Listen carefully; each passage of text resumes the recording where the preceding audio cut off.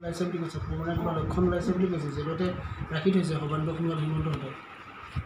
কি ক'ব? মোৰ পুত্ৰই একো বেয়া কাম কৰিবলৈ যোৱা নাই। তেওঁলোকে মিছা ইটোৰ পিছত সিটো ৰাষ্ট্ৰদ্ৰোহ কৈছে, ৰাষ্ট্ৰদ্ৰোহ তেওঁলোকেহে কৰিছে। হিমন্তই আৰু সোণোৱালহঁতে এতিয়া অখিলক মিছা অপবাদ দি বন্দী কৰি ৰাখিছে। আৰু এতিয়া তেওঁলোকে কৰোণা বোলে হেৰিয়াত হ'লে নহয়, এতিয়া কেনেকৈ তাৰ গাত কৰোণা হ'বলৈ হ'ল। তেওঁলোকে এইবোৰ হেৰি কিনি কৰি মোৰ ল'ৰাটোক মাৰিবলৈ বিচাৰি আছে। যদি কেনেবাকৈ কিবা হ'বলৈ হয় চৰকাৰে দোষী হ'ব।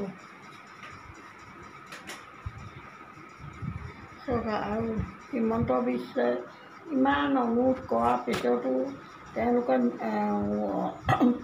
মাক বাপেক তেওঁলোকৰতো মাক দেউতাক আছে, মাক দেউতাকে ইমান অনুৰোধো হেৰি কৰিব খোজা নাই, তাক মাৰি পেলাওক। ইমান সিজনী ৰাষ্ট্ৰদ্ৰোহী হৈছে, তাক মাৰি পেলাওক। তেওঁলোকে হিমন্তই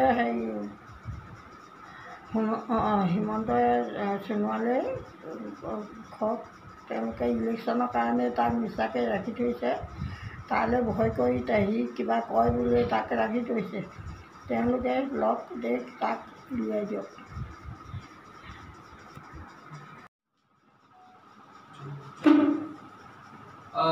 অখিল গগৈক এই চৰকাৰখনে স্বৈৰাচাৰী ফেচিষ্ট বিজেপি চৰকাৰখনে আক্ৰোশমূলকভাৱে অতি নিকৃষ্ট ৰাজনৈতিক কায়দাৰে বাৰম্বাৰ গোচৰ তৰি তেখেতক গ্ৰেপ্তাৰ কৰি ৰাখিছে। শেহতীয়াকৈ তেখেতৰ গাত কৰোণাৰ লক্ষণসমূহ দেখা দিবলৈ ধৰিছে। এই কৰোণাৰ লক্ষণসমূহ দেখিবলৈ পালে কেনেকৈ? তেওঁলোকে তাৰ আগতেই আমি সংবাদ মাধ্যমৰ যোগেদি গম পাইছিলোঁ যে জেলৰ ভিতৰত 1200 কৈদীয়ে একেলগতে ইয়াৰ বিৰোধিতা কৰি তেওঁলোকে প্ৰতিবাদ সাব্যস্ত কৰি গৈছে। তেওঁলোকে কৈছিল যে স্বাব টেষ্ট নকৰাকৈ নতুন কোনো কৈদী জেলৰ ভিতৰলৈ নিব নালাগে।